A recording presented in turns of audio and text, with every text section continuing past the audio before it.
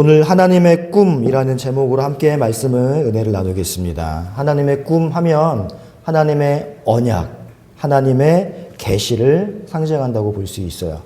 오늘 본문은요, 저도 어렸을 때 주일학교에서부터 듣던 설교는 뭐냐면 비전을 품고 그 비전을 향해서 전진하다 보면 언젠간 그 꿈이 반드시 이루어진다라는 내용의 설교였습니다. 하지만 그런 식의 오해는 우리가 성경의 맥을 놓쳤기 때문에 생기는 오해라고 생각을 합니다.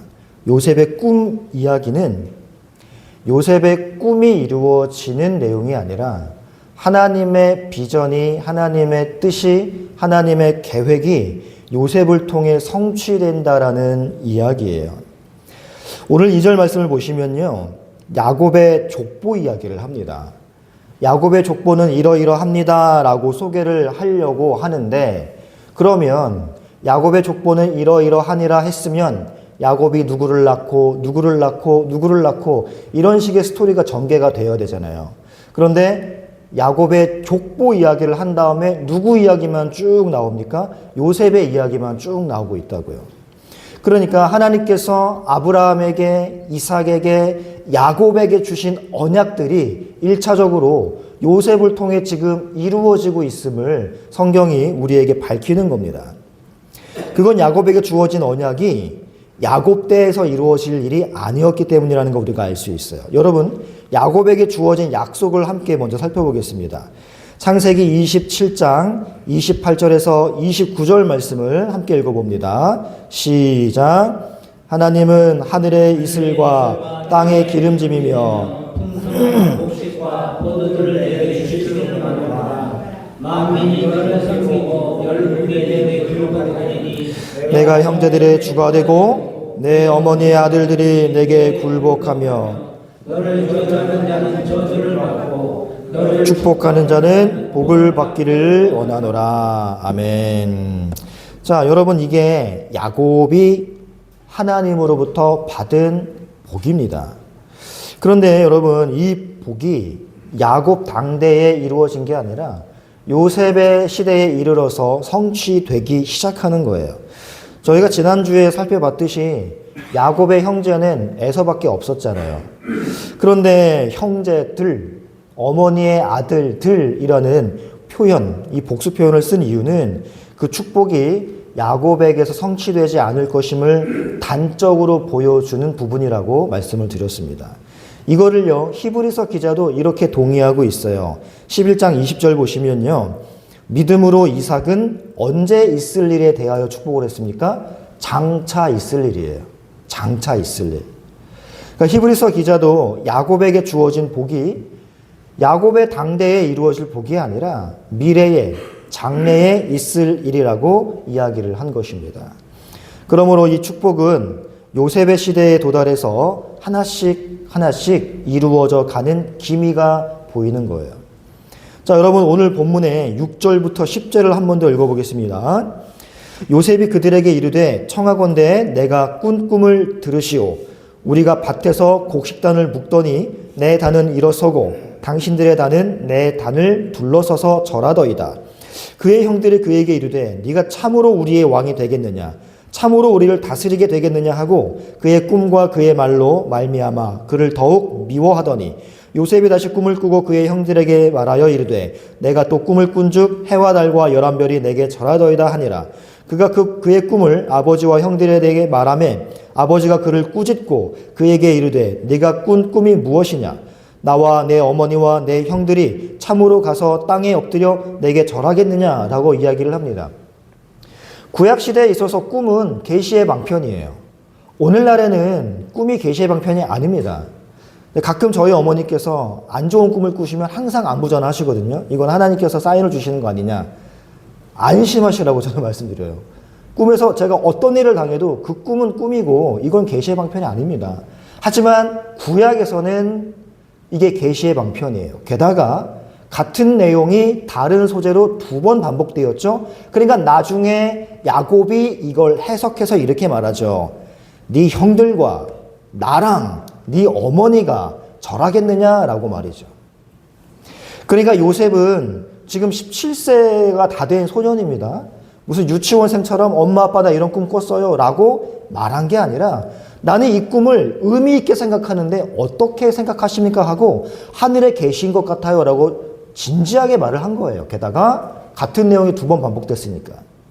근데 거기에 대해서 형들은 굉장히 요셉을 시기하지만 야곱은 꾸짖으면서도 이거 뭔가 있다라고 마음속에 그 말을 담아둔 것이죠. 근데 여러분 요셉의 꿈이요. 야곱의 형제들의 주가 되고 내 어미의 아들들이 내게 굴복하리라 라는 야곱이 받은 복의 내용과 동일하다는 것을 우리가 포착해야 돼요. 그렇다고 이 야곱이 받은 축복이 요셉의 시대에 완전히 다 이루어지는 게 아닙니다. 하나님의 언약은, 하나님의 계획은 반복적이며 점진적으로 구속 역사 속에서 드러나는 거예요. 그저 요셉은 한 모형의 일부를 성취하고 그의 사역은 끝나는 겁니다. 이 언약이 말씀드렸다시피 구속 역사 속에서 점진적으로 나타나기 때문에 그런 거예요. 자, 그러면 여러분 이 야곱이 죽기 전에 유다에게 하는 유언을 한번 보십시오. 창세기 49장 8절로 10절 함께 읽어보겠습니다. 시작. 유다야 너는 내 형제의 찬송이 될지라. 내 손이 내 원수의 목을 잡을 것이요 내 아버지의 아들들이 네 앞에 절하리라. 유다는 사자 새끼로다. 내 아들아 너는 긴 것을 찢고 올라갔도다. 그의 엎드리고 웅크림이 숫사자 같고 암사자 같으니 그를 범할 수 있으랴. 규가 유다를 떠나지 아니하며 통치자의 지팡이가 그 발 사이에서 떠나지 아니하기를 실로가 오시기까지 이르리니 그에게 모든 백성이 복종하리로다. 여러분 여기 보시면 야곱이 받은 축복의 내용과 요셉의 꿈이 그대로 반복되면서 어느 쪽으로 수렴되고 있냐면 실로라는 인물로 수렴되고 있습니다. 실로는 메시아예요. 그러니까 아브라함이 받은 언약, 그 다음에 이삭이 승계받은 그 아브라함의 복, 그리고 야곱이 받은 약속, 이 모든 것들은 그 개인에 대한 너에게 이렇게 풍요롭게 해줄 거야라는 약속이라기보다 이 언약이 흘러가는 맥을 따라가다 보면 그 종착지가 있어요. 그게 항상 실로라는 인물입니다. 메시아예요. 그러니까 아브라함, 이삭, 야곱 모두 메시아에 대한 언약을 받은 거고 요셉도 메시아에 대한 계시가 담긴 꿈을 꾼 거예요. 그 실로가 오시면 어떻게 한다고 합니까? 만민이 그분께 복종하게 된다. 요셉이 꾼 꿈의 내용이 나오는 것이죠. 그러니까 야곱이 받은 축복과 요셉의 꿈은 결국엔 오실 메시아를 겨냥하고 있는 예언이었다라는 겁니다. 따라서 요셉은 자기 꿈을 꾼 게 아니라 메시아에 대한 꿈을 꾼 것이고 그 꿈 때문에 메시아가 당하실 고난의 한 면을 요셉이 당하고 그의 인생이 마무리가 되는 겁니다. 그러니까 요셉의 인생에는 메시아가 오셔서 행하실 사역의 한 단면이 담겨져 있다는 거예요. 이렇게 여러분 구약에서는요, 하나님의 언약이 이 언약을 받은 수혜자, 언약의 당사자에게 완전히 이루어지는 게 아니라 그의 후손에게 또는 또 그의 후손에게 희생을 통하여 완성이 되는 걸 우리가 알 수 있고요. 그리고 그 후손 끝에는 진정한 메시아 그리스도이신, 진정한 약속의 후손이신 예수 그리스도가 서 계신 거예요. 언약을 추적하면 도달하는 곳은 메시아다. 구약 언약에 등장하는 후손이 예시아라는 것을 갈라디아서에서 바울 사도께서 이렇게 말씀하십니다. 3장 16절 함께 읽습니다. 시작. 이 약속들은 아브라함과 그 자손에게 말씀하신 것인데 여럿을 가리켜 그 자손들이라 하지 아니하시고 오직 한 사람을 가리켜 내 자손이라 하셨으니 곧 그리스도라. 아멘. 이렇게 이제 어떻게 예수 그리스도를 요셉이 예표하고 있는지를 잠깐 살펴보고 우리가 말씀을 맺겠습니다. 오늘 본문에 보시면 요셉이 어떤 옷을 입었어요? 채색 옷을 입었죠. 채색 옷은 우리가 보통 어린이들이 입는 뭐 색동옷, 꽃가옷 그런 걸 말하는 게 아니라 장자가 되었음을 인정받는 사람이 입는 팔이 굉장히 넓게 깃을 덮는, 팔을 덮는 깃이 있는 그러한 옷이에요. 그러니까 채색 옷을 입었다. 그 말은 이가 장자다. 이런 뜻이거든요. 그러니까 이 채색 옷은 상속권을 가진 마다들이 입는 옷이기 때문에 우리의 참 장자이신, 하늘 참 장자이신 그리스도를 예표하는 인물이라는 것을 우리 독자에게 알리는 것이고요. 그리고 2절을 보시면 요셉이 형제들이 행한 과실을 아비에게 고하죠. 이것은 고자질이라기보다 일종의 오늘날로 치려면은 치리 행위라고 보시면 되겠습니다. 아버지가 왕이며 아버지가 주권자이니까 교회 구성원이 아버지에게 그 형제들의 잘못을 말씀드리는 거예요. 이 모습은 흡사 회개하라, 천국이 가까웠다라고 이 땅에 오셔서 외치신 그리스도의 사역의 일면을 보여주는 삶이었던 것이죠. 그리고 우리 예수님께서는 자신의 육신의 형제인 한 민족 사람들의 손에 이끌려 죽임을 당하셨듯이 요셉 역시 자신과 피를 나눈 형제들에 의해 팔려가고 고난을 당합니다.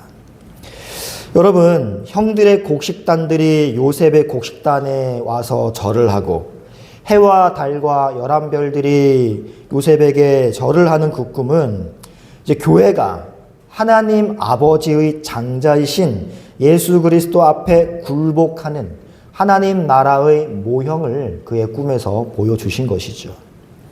그런데요, 자기가 왕이 되고 싶어하는 죄인들의 속성상 이 죄인들은 그 복음의 계시를 전한 자를 죽입니다. 그게 요셉의 삶이며 십자가를 지신 예수의 삶이에요. 내 아들을 보내면 그들은 받아들이겠지 하고 보냈는데 잡아 죽인 겁니다. 근데 여러분, 하나님께서 요셉을 나중에 어떻게 세우십니까? 예수를 왕 중에 왕으로 세우셔서 죽어가는 교회를 살리신 것처럼 요셉을 애굽의 치리자로 세우셔서 죽기 직전의 요셉을 판 형제들을 건져 올리시는 일을 하신 거예요. 창세기 50장 끝에 보시면 그 예수 그리스도의 모형인 요셉이 무엇라 이야기하는지 잘 보십시오. 50장 21절 함께 읽어보겠습니다. 시작.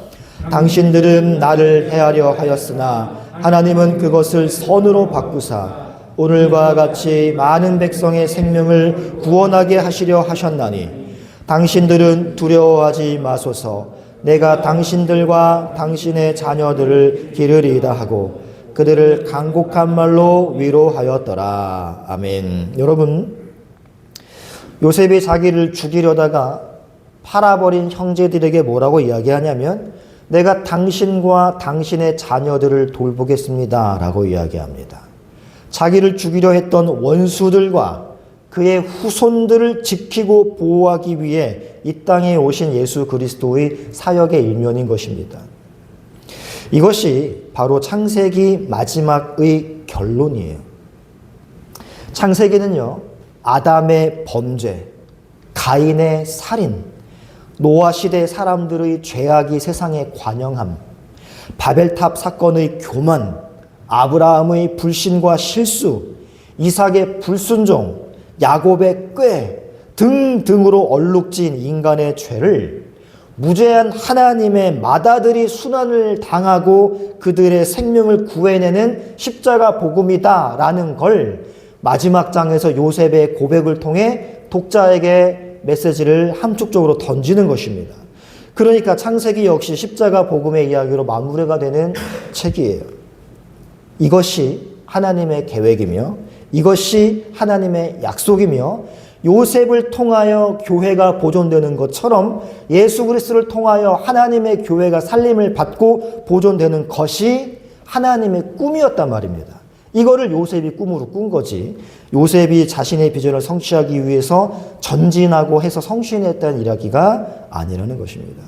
근데 여러분, 하나님의 이러한 계획과 하나님의 이러한 꿈이 성취되기 위해서는 하나님의 언약의 후손이 순환을 받는 삶이 필연적으로 나타나게 되어 있어요.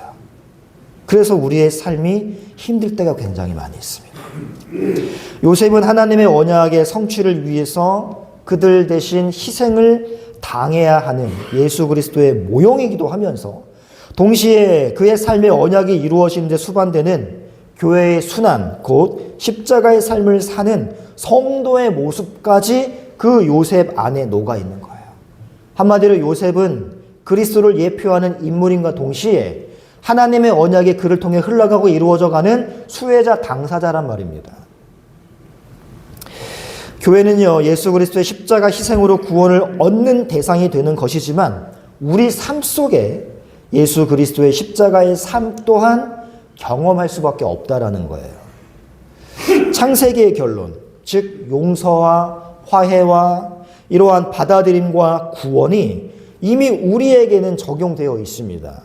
하지만 우리는 이 땅에서 반드시 예수의 십자가의 삶을 살게 되어 있어요. 이게 우리의 숙명입니다. 그래서 우리 역시 요셉처럼 또 예수님께서 이 땅에서 배신당하고 팔려가고 순환과 모함을 당한 것처럼 우리의 삶에도 달갑지 않은 일들이 많을 수밖에 없습니다. 왜냐하면 우리 역시 그 하나님의 언약을 받은 자들이기 때문에 그래요. 그래서 우리 안에는 바로 그 언약에 의해 우리를 향한 하나님의 꿈에 의해 끌려가게 되는 삶을 살게 되는 겁니다. 그래서 우리가 뭔가를 계획하면 막힐 때도 많고 원치 않는 눈물을 흘릴 때도 많아요. 하지만 그 길에 우리의 육신의 욕망이 차츰차츰 부인되고 우리를 향한 하나님의 꿈만 오롯이 드러나는 그때 우리는 성화가 완성되고 영화롭게 되는 거예요. 요셉은 하나님의 꿈이 이루어지는 도구로서 부르신 그 자리에서 참 순종 잘하며 살아갔습니다. 원망하지 않고 노예면 노예로서 간수면 간수로서 맡겨진 삶에 최선을 다해 살아갔어요. 게다가 17세를 넘어서 20세가 넘어가는 그 시기에 피가 끓는 그 청춘에도 불구하고 성적인 유혹까지도 과감하게 뿌리칠 만큼 하나님만 바라보는 삶을 살던 청년이 요셉입니다. 그러면 여러분, 우리가 생각하기에 하나님이 그에게 어떤 보상을 해줘야 마땅하지 않을까요? 넌 참 교회로서 정체성을 잘 지키고 있구나. 너는 진짜 하나님만 바라보며 하나님을 의식하며 살아가는구나 하고 뭔가 좀 보상을 해줘야 마땅하지 않습니까? 그런데 여러분, 그렇게 신앙을 지키며 부르신 그 자리에서 순종하며 하나님의 나라에 하나님의 교회로서의 정체성을 지킨 그에게 돌아온 운명은 투옥이라는 현실이었어요. 투옥. 적어도 13년을 감옥에서 살았습니다. 이게 하나님의 꿈에 의해 이끌려가며 부르신 자리에 순종한 자의 삶이었단 말입니다. 근데 왜 여러분, 하나님은 요셉에게 상을 주고 보상해 주지 아니하고 그냥 억울하게 감옥살이 하는 걸 내버려 두셨을까? 이것을요, 시편 기자가 이렇게 해석해 줍니다. 시편 105편 17절로 19절 함께 읽어보겠습니다. 시작. 그가 한 사람을 앞서 보내셨으며 요셉이 몸으로 그의 말은 창고를 차고 그의 몸은 뼈가들에 메었으니 곧 여호와의 말씀이 그의 뼈가지라. 그 말씀이 저를 단련하였도다. 여러분 17절 18절 보시면 요셉이 착고를 차고 있었다라고 이야기합니다. 고대 시대의 착고는요, 우리 가끔 사극 보면은 죄인들이 목에다가 나무 구멍 뚫어가지고 매잖아요. 그게 구멍이 2개짜리가 발에 채워졌다고 생각하시면 됩니다. 그 때로는 고통을 가중하기 위해 다리를 발레리나처럼 최대한 쫙 찢어서 끝에다가 채우는 경우도 허다해요. 착고를 차는 사람들은 대중의 구경거리가 되고 비웃음거리가 되기도 했고 굉장히 고통스러운 나날을 보냈습니다. 잠을 못 자는 건 당연하고요. 우리가 17절, 18절을 보시면은 요셉의 삶이 얼마나 고통스러웠는지 알 수 있어요. 그런데 그렇게 17절, 18절의 삶을 허락하신 목적이 19절에 나옵니다. 19절. 그 기간 동안 하나님의 말씀이 요셉을 뭐 했대요? 단련시켰다. 단련시켰다. 17절에 18절의 고난은 바로 19절이라는 목적지를 향하고 있다는 걸 시편 기자는 말하고 있습니다. 성경은 그러한 고난을 통과해서 하나님의 백성으로 성숙되어져 가는 그러한 과정과 삶을 형통이라는 단어로 표현해요. 형통. 형통이라는 것은 내가 원하는 바를 다 이루어내는 게 형통이 아니에요. 하나님의 꿈에 의해, 하나님의 계획에 의해 착착착착 이루어져 가는 게 형통이라는 것입니다. 여러분 창세기 39장 23절 보세요. 간수장은 그의 손에 맡긴 것을 무엇이든지 살펴보지 아니하였으니 이는 여호와께서 요셉과 함께 하심이라. 여호와께서 그를 범사에 형통케 하셨더라. 지금 감옥에 있는 요셉에게 성경이 뭐라고 지금 평가하고 있습니까? 하나님이 형통케 하셨더라. 여러분 창세기에서 하나님이 요셉을 향하여 형통케 하셨다라는 게 특징이 두 가지가 있어요. 첫 번째는 노예로 팔려갔을 때, 두 번째는 감옥에 갔을 때. 요셉이 억울한 일을 당할 때 하나님이 함께해 주심을 성경은 형통케 하셨다라고 이야기합니다. 분명 시편 기자는 요셉이 감옥에서 착고에 결박당하여 쇠사슬에 매였다라고 이야기하는데 창세기 기자는 그러한 요셉을 뭐라고 이야기하냐면 형통했다라고 이야기합니다. 그러니까 성경적 입장에서 형통은 어떻게 해석해야 되느냐? 하나님의 꿈이 그 인생에 순환하게 이루어져 가고 있음을 형통이라고 말하는 거지. 내가 원하는 계획과 야망이 술술술술 풀려가는 걸 형통이라고 말하지 않습니다. 따라서 여러분 성도의 형통이란 내 꿈이 아니라 하나님의 꿈이 내 인생에서 이루어져 가는 게 형통이에요. 거기에는 하나님은 형통이라고 하는데 우리는 착고를 찬 것처럼 쇠사슬을 찬 것처럼 고통스러운 삶으로 체감이 되죠. 그런데 그 목적은 시편이 말하는 것처럼 우리를 정금과 같이 단련시키기 위함이라는 것을 우리가 알아야 돼요. 성도는 하나님의 꿈이 이루어지는 통로라는 걸 여러분 꼭 기억하십시오. 그래서 성도는요, 참 성도라면 자주 내 꿈이 무너지는 좌절을 경험합니다. 내 욕망이 무너져야 하나님의 꿈이 흘러가는 수로가 막히지 않기 때문이에요. 하나님의 약속이 무엇입니까? 나는 너의 하나님이 되고 너는 나의 백성이 되리라. 우리에게도 똑같은 언약이 흘러왔다고요. 내가 하나님의 백성이 되는데 방해물이 된다. 하나님은 다 쳐내시기를 원한단 말입니다. 그러다 보면 우리의 욕망도 꺾이고 계획도 좌절되고 하면서 차츰차츰 하나님이 원하시는 길로 한 걸음 한 걸음 떠밀려 가는 거예요. 야곱이 베델로 등 떠밀려 올라간 것처럼 말이죠. 어렵고 힘든 고난을 잘 참고 견디면 언젠가는 나도 요셉처럼 한몫할 거야. 이러한 것이 아닙니다. 요셉이 애굽의 총리가 되어 형제들의 주가 되고 형제들을 용서하고 그 원수 같은 형제들의 자녀까지 보살피고 섬기는 그 일은 하나님 나라에서 완성될 하나님 나라 백성들의 삶을 모형으로 보여주는 모습이었습니다. 자, 우리 한 구절 더 읽어보고 볼게요. 히브리서 5장 7절로 9절. 한 절씩 교독해 보겠습니다. 그는 육체에 계실 때에 자기를 죽음에서 능히 구원하실 이에게 심한 통곡과 눈물로 간구와 소원을 올렸고 그의 경건하심으로 말미암아 들으심을 얻었느니라. 그가 받으시면서 또 받으신 권한으로 순종함을 배워서 온전하게 되셨은즉 자기에게 순종하는 모든 자에게 영원한 구원의 근원이 되시고, 여러분 성자 예수 그리스도께서 어차피 하나님과 삼위일체셨으니까 그냥 그 상태 그대로 가만히 계셔도 온전하실 텐데, 우리 예수님은 이 땅에 성육신하셔서 어떻게 온전하게 되셨다라고 이야기합니까? 고난으로 순종을 배우셨어요.